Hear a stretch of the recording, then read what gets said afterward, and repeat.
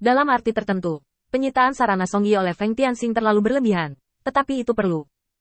Meskipun Song Yi dapat menggunakan ini sebagai cara terakhir untuk melawan iblis, atau bahkan menganggapnya sebagai jaminan terakhir untuk menjaga darah umat manusia, tetapi metode tersebut tidak baik. Setiap kali dia menggunakannya, itu dapat memengaruhi rencana Feng Tianxing. Terutama pada saat berperang melawan iblis, medan perang berubah dengan cepat dan setiap orang memiliki penilaiannya sendiri. Jika Song Yi salah menilai, semuanya akan hancur. Alih-alih ini, lebih baik gunakan benda ini untuk diri Anda sendiri. Jika semua metodenya dikalahkan dan dia hanya bisa mati di medan perang pada akhirnya, tidak akan terlambat untuk menggunakan metode ini saat itu. Itu hanya hidup. Tidak peduli berapa banyak ras manusia yang lolos. Selama tahun-tahun yang dialami cukup lama, darah dapat dijamin terus berlanjut. Setelah meninggalkan alam rahasia dan menyegel kembali alam rahasia, Feng Tianxing keluar dari rumah tuan kota dengan tangan di belakang, dan melihat bahwa Keke sedang mengejar klan iblis. Saat klan iblis melihat Feng Tianxing, mereka menunjuk langsung ke Feng Tianxing, hampir panik dan berteriak ke Keke di belakangnya. Cari dia. Dia lebih kuat dariku. Dia bisa bertarung lebih baik dariku. Setelah selesai berbicara, dia langsung mengubah rutenya dan terbang menuju Feng Tianxing. Adegan ini terlalu akrab bagi Feng Tianxing. Ini hanya permainan kucing dan tikus. Dia tidak begitu mengerti mengapa Keke begitu tertarik pada permainan ini. Mungkin, itu karena dia sudah terlalu lama diperlakukan sebagai vas di keluarga Keke. Dan dia telah mencapai titik di mana dia perlu menggunakan cara seperti itu untuk menenangkan hatinya. Feng Tianxing menyingkir pada saat ras iblis lewat, dan juga menghindari serangan tersembunyinya. Sudut mulutnya yang sedikit terangkat adalah bukti keyakinan mutlak, dan bibirnya bergerak. Tubuh klan iblis tampak kaku sesaat, dan di saat berikutnya, ia meledak dengan hampir seluruh kekuatannya dan melarikan diri keluar. Saat berikutnya, Keke berhenti di depan Feng Tianxing, menundukkan kepalanya, dan membalikkan tangannya ke belakang, serta berperilaku baik sebagai gadis di sebelah. Tuan Feng, apa yang baru saja kamu katakan padanya? Feng Tianxing menepuk ringan kepala Keke dengan santai. Saya mengatakan kepadanya bahwa jika dia melarikan diri ke tepi kota dalam waktu 10 napas, dia akan diselamatkan. Keke mengangkat kepalanya, matanya banjir. Untuk permainan antara pemburu dan mangsa, hal yang paling menakutkan adalah mangsa akan kehilangan kemauan untuk melarikan diri. Hal yang paling menakutkan adalah mereka tiba-tiba akan kehilangan perlawanan, membiarkan diri mereka dibantai, atau bahkan bunuh diri. Apa yang dikatakan Feng Tianxing barusan langsung membuat keinginan iblis untuk bertahan hidup mencapai klimaksnya. Game yang sudah berakhir ini menjadi menarik kembali. Feng Tianxing adalah satu-satunya yang bisa melakukan hal semacam ini. Bahkan jika itu adalah klan iblis lain, dia hanya akan memperlakukan tindakan Keke dengan mata dingin, apalagi membantu orang lain. Keke tiba-tiba berjinjit, meninggalkan cupang di bahu Feng Tianxing, lalu melompat untuk mengejar mangsanya. Feng Tianxing tidak peduli dengan episode kecil ini, menoleh ke tembok kota, memeriksa kembali garis pertahanan yang telah disiapkan, berpikir sejenak, dan kemudian memberi perintah.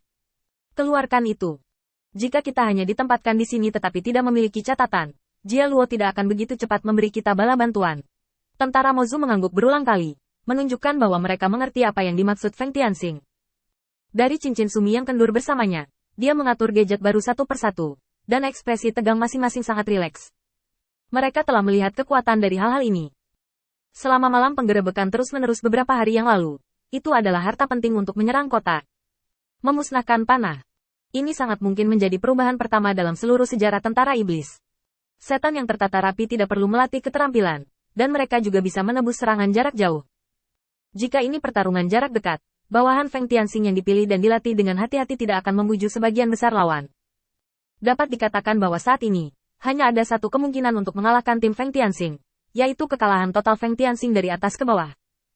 Itu hanya karena Feng Tianxing, Kakyu, dan Keke, iblis dengan kekuatan langit-langit, jatuh satu persatu, yang dapat menyebabkan hasil seperti itu.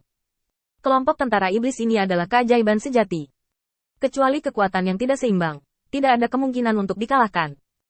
Terutama setelah dipilih dengan cermat oleh Feng Tianxing, beberapa bawahan dari klan iblis memahami alasan pengaturan Feng Tianxing, dan beberapa tidak memahami alasannya. Mereka memilih untuk mematuhi perintah tanpa kecuali, dan ini adalah hal yang paling menakutkan. Perintah dan larangan hampir merupakan tingkat pujian tertinggi untuk sebuah tim, tetapi ini muncul di tim iblis, dan kesulitan pelatihan secara alami melonjak. Bahkan jika setan lain melihat hasil yang sangat baik dari pelatihan Feng Tianxing, mereka tidak akan dapat mengejar ketinggalan dalam waktu singkat. Berdasarkan rangkaian pertimbangan ini, Feng Tianxing mengeluarkan timnya secara terbuka. Dengan pencapaian mereka kali ini, semua orang di Demon Rache akan mengerti satu hal. Bawahan Feng Tianxing benar-benar tentara elit.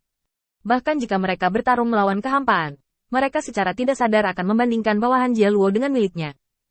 Selama kesan tak terkalahkan ini pertama kali tertinggal di benak orang, akan ada lebih banyak hal yang dapat dipengaruhi di masa depan. Buka jaring besar sedikit demi sedikit, lalu tutup perlahan. Dengan tren umum dunia, tekan Jia Luo, klan iblis pemberontak. Bertahan dengan baik di sini, aku akan pergi ke Kakyu untuk melihatnya. Meninggalkan alasan ini dengan santai, Feng Tianxing merobek celah di ruang itu, dan langsung datang ke sisi Kakyu, menatap Song Yi yang baru saja duduk. Dia menyeringai. Kita bertemu lagi. Apa yang kamu inginkan dariku kali ini? Ada juga klan iblis yang berdiri di samping Songta, Yansa yang pernah bertarung melawan Kakyu sebelumnya. Pada saat ini, suasana menjadi sedikit lebih halus. Feng Tianxing pura-pura tidak melihat kelainan di dalam, dan duduk di samping Song Yi seperti biasa. Song Yi merenung sejenak, tapi langsung ke topik. Tianxing, apa tujuan seranganmu kali ini? Meskipun kamu menyebutkannya dalam suratmu, kamu tidak menyebutkan detail spesifiknya. Aku ingin tahu strategi spesifik dan tujuan pawaimu kali ini. Feng Tianxing meraba-raba dagunya, merenung sejenak, lalu berbicara. Ini bukan rahasia. Anda harus tahu bahwa serangan ini hanya untuk menekan Jia Luo dan mencegahnya melatih iblis. Saya akan memaksa Jia Luo untuk mengirim seseorang untuk menyelamatkan saya kali ini.